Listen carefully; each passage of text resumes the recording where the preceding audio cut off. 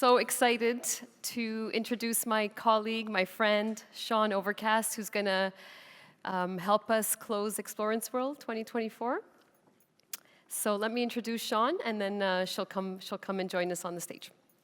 All right, so Shawn Overcast, you guys had a chance yesterday to, when she had the fireside chat with Alexandre Paty. We enjoyed that chat a lot, Shawn. So Shawn's our Chief Insights Officer at Explorance. And a little bit about her career. She started her career as an instructional designer, creating and facilitating leadership development programs and managing an assessment center and learning measurement.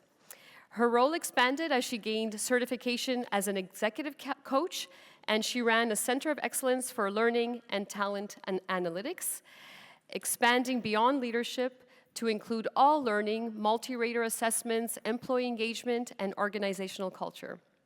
Today, Shawn leads the consulting group at Explorance, and this team supports our clients as they grow in building, maturing, and sustaining measurement practices within their own organizations.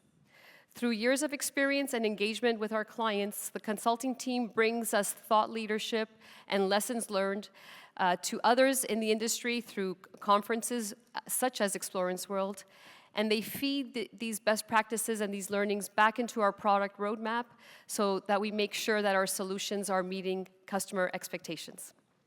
In her keynote, Shawn will help us reflect on all that we've experienced this week at Explorance World, and she'll help us celebrate as we head out on our respective journeys after we leave Montreal. Please welcome Shawn Overcast. Thank you. Thank you.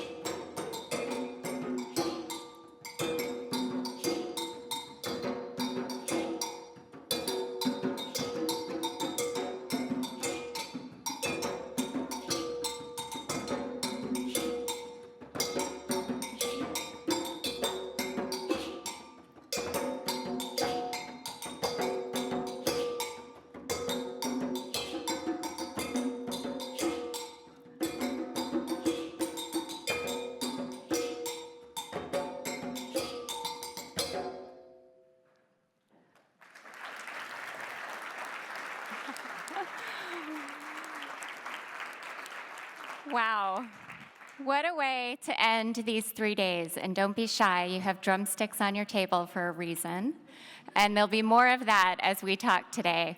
But there's an energy in the room. You could feel it this morning. You felt it throughout these last 3 days that shows how connected this group is as a community and how we are able to come together. We started the conference on Wednesday, for those of you that were here and attended our panel, by breaking down barriers. We had a panel called the Alliance Opportunity, where we talked about bridging the gap between higher education and academia and business and enterprise, and working to ensure that people, regardless of where they are in their learning and professional journey, are able to perform to their greatest potential. Today, we use the drums as a metaphor for leveling the playing field, and we start our conversation with nonverbal communication. And in many cultures around the world, drums are used to bring people together. They are used for celebration, they are used for communication. And what a better time to do this than here in Montreal during Jazz Fest, with one of our very own customers, McGill University. So big round of applause for our drum team.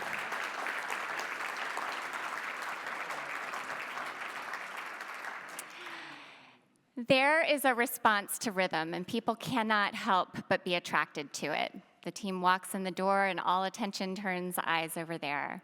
And if we had the drumsticks on the table and we're playing along, we would feel that rhythm as an active, participating conversation. And the rhythm really sets the beat for how we decide to engage.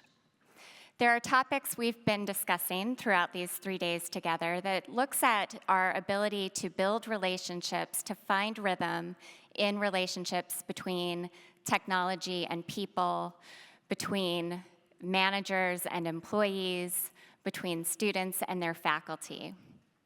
In drumming, there is something that we practice that I like to call athletic listening. So we'll come back to that, but athletic listening.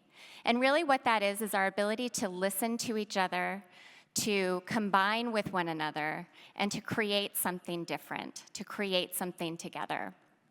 And in doing so, we hear all the diverse perspectives from those that are in the room and can create really purposeful change in that rhythm. Each individual brings a unique sound into the mix. We create a one-of-a-kind percussive orchestra that is unique to only this group, only the audience that is a part of that nonverbal communication.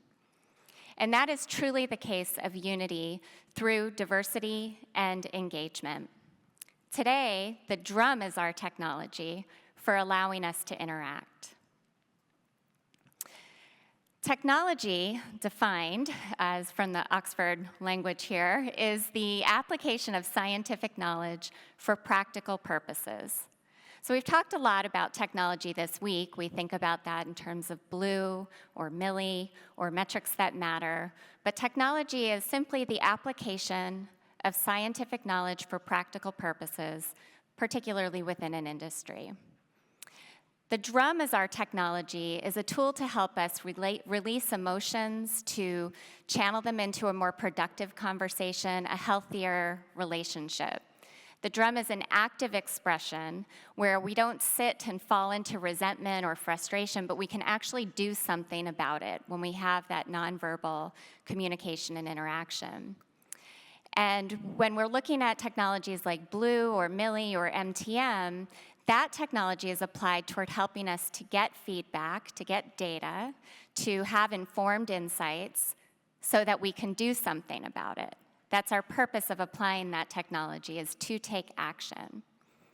But what if we take this moment, as we close out our time together, and look at feedback as the technology?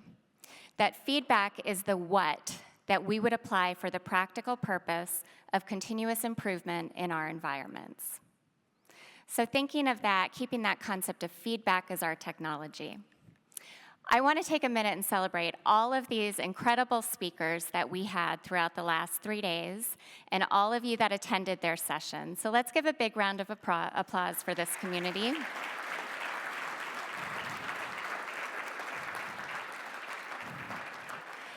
It's all of these unique voices and perspectives and experiences that have really created the orchestra that we've experienced over these last 3 days. And we've aimed to bring together a community to talk about strategy and techniques. Together, we've talked about students as stakeholders. We talked about formative and summative feedback and evaluation. We had sessions on building business cases for measurement. And we've looked at creating effective listening strategies for students and employees along their journey. We dove into techniques, again, pun intended there, but we dove into techniques as we did yesterday with Alex, and talked about creating course evaluations and multi-rater assessments. We had conversations about scales for rating, frequency of feedback, and even response rates. And we sought to understand the annotation process in machine learning with our solution, Milli. We got to get to know Milli pretty well this week. We learned and built our technology or technical expertise through our technology zone, for those of you that were able to visit there. And the evidence is clear. These are critical components to creating our supply of feedback. And supply of feedback is important. Without feedback, we can't get to insights, and we certainly can't do anything about it. We can't apply the technology of feedback. But in order for that technology of feedback to be effective, we have to have a practical purpose to which we are applying the feedback. We need demand. For feedback to be effective, we need both supply, the data, the information, the insights we get through the various technologies, and we need demand. We need someone to be asking for that data, some need to use that data or feedback. A true sustainable measurement system has both. It has a supply and it has a balanced demand. It focuses on those elements that help us to find balance to ensure that we can sustainably and consistently capture feedback and use feedback for continuous improvement. You're perhaps most familiar with supply and demand as an economic model. It provides the basis for our consumer economy. So the given supply and cost of a good is driven by the demand and how much a consumer is willing to pay. So as demand for a good is high, the price increases, and as demand falls, the price responds and falls as well. But think about how this concept of supply and demand shows up in your environment, specifically to measurement and feedback. When there's an urgent decision that is needed, perhaps something that is really costly or that affects a very large audience, could be something about a wellness program in your institution or organization, could be something related to your equity, diversity, inclusion initiatives, but the stakes are really high. The demand is really high. What happens there is executives demand urgency for feedback. Resources are made available. We're ready to invest. Think about the business cases you've had to make for measurement and the times when it was easy or easier to design the business case. We actually spend a lot of time focusing on the supply of data. We've had a lot of discussions today about how do we get access to it faster so we can make meaning of it faster. But what is it that we can do to start to generate demand? What are the techniques for ensuring that our reporting and analytics are used and that insights are used to drive brave decisions? For me, this comes down to culture. Culture is the universal language in our organizations and institutions. It's defined as a shared set of attitudes, values, beliefs, practices that exist. It sort of exists beneath the surface, but we all know it's there as we interact within our environments. Essentially, culture is how work gets done. But culture requires rhythm and courage.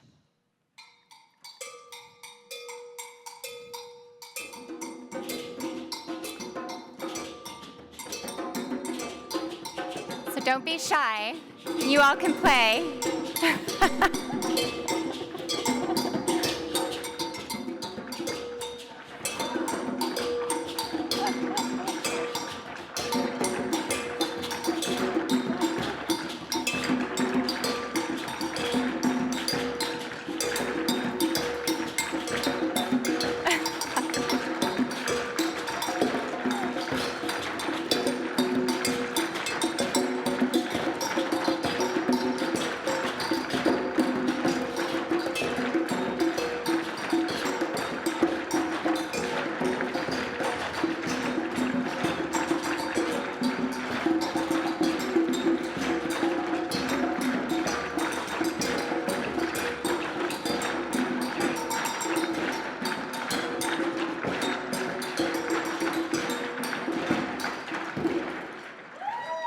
Nice job. Nicely done. This is a group of fast learners. I knew that before we started. What you all just practiced, and you picked it up really quickly, is called a bass beat. It's the bass rhythm that musicians come back to throughout a set or a communication, that nonverbal communication. It sets the rhythm for everything that surrounds it. The bass beat is something we keep coming back to, even though everything around us continues to change.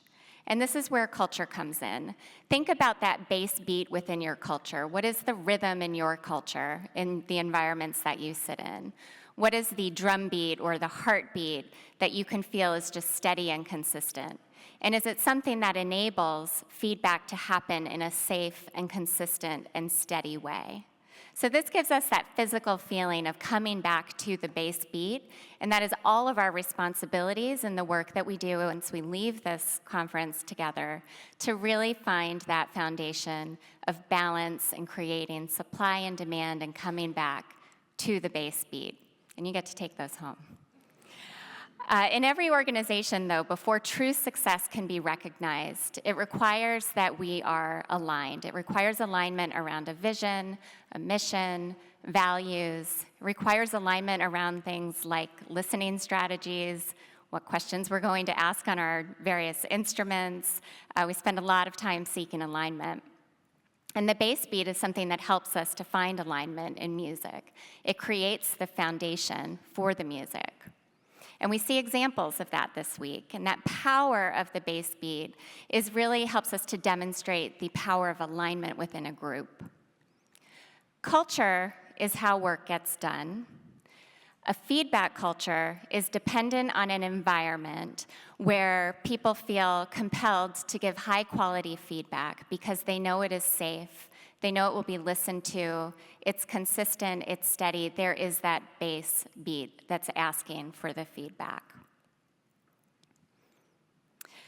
A feedback culture is established by a nurturing of different practices that helps to focus attention on balancing that supply and demand, focusing attention on how to effectively and consistently capture the feedback.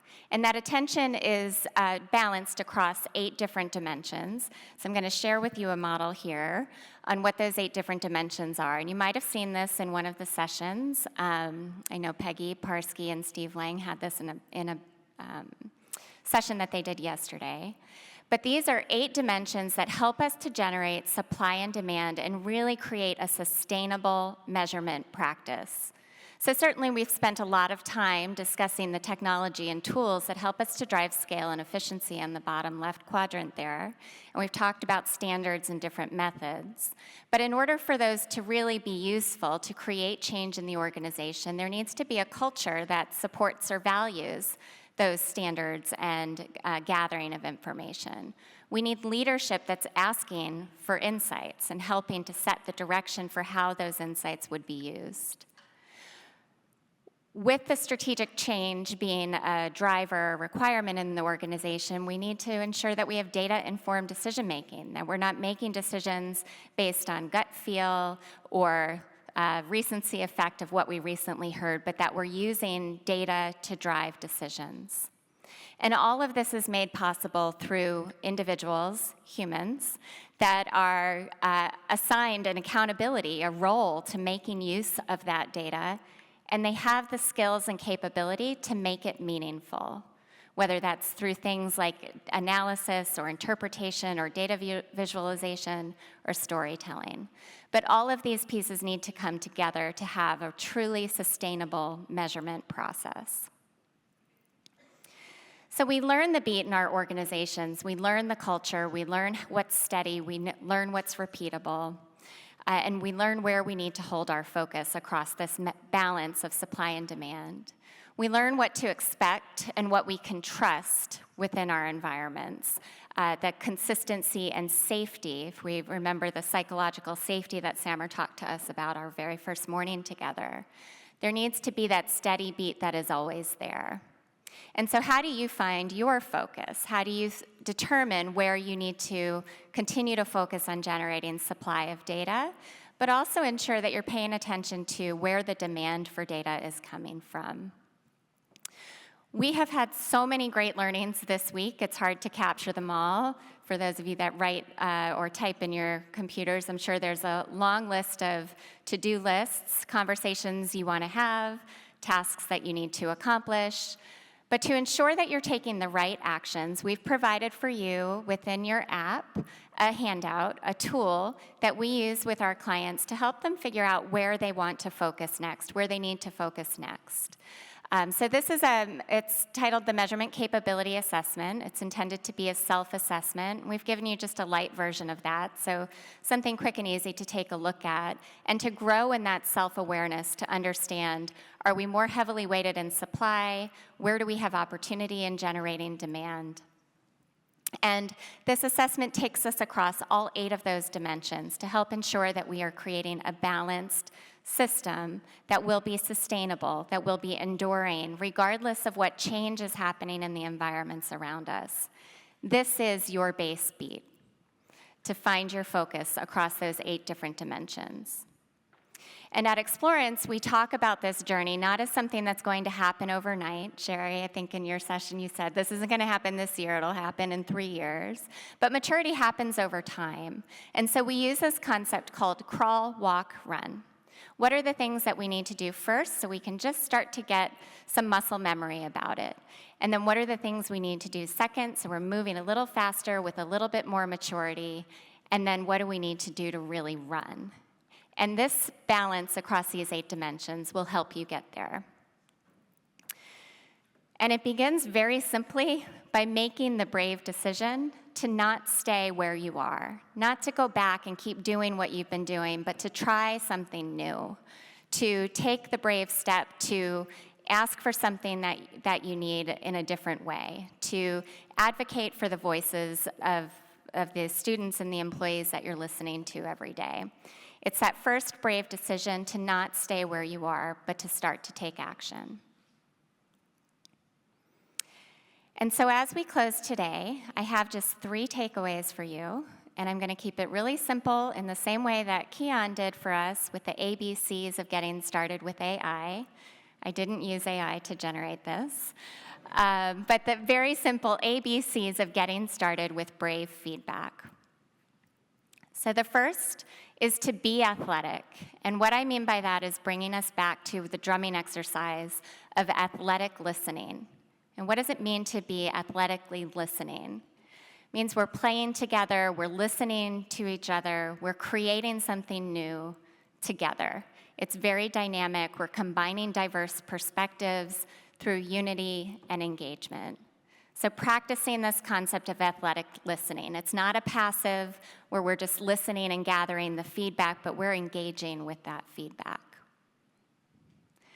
The second is to be brave, and we've heard a lot of this throughout it is the theme after all, the last couple days, but be brave to ask for feedback and be brave enough to listen to the feedback. Have the courage to ask for feedback in the way that you want to receive it, and if your coach or leader or whomever that might be isn't giving it to you in a way you can hear it, be brave enough to have that communication with them. But also being brave enough to listen fairly, that no voice is more important than another, that all voices are equally important and they all matter. So being brave enough to listen and to ask for feedback. And the last is to be that change, to uphold that implicit contract when you send out that survey, that if you ask your students or your employees for feedback, that you're actually going to do something about it, that they can expect that base beat to always be steady, to always be consistent, even though there's various things, external pressures outside of our control, that they can expect change will happen, that their voice is not only being heard, but that their voice is influencing change in the organization.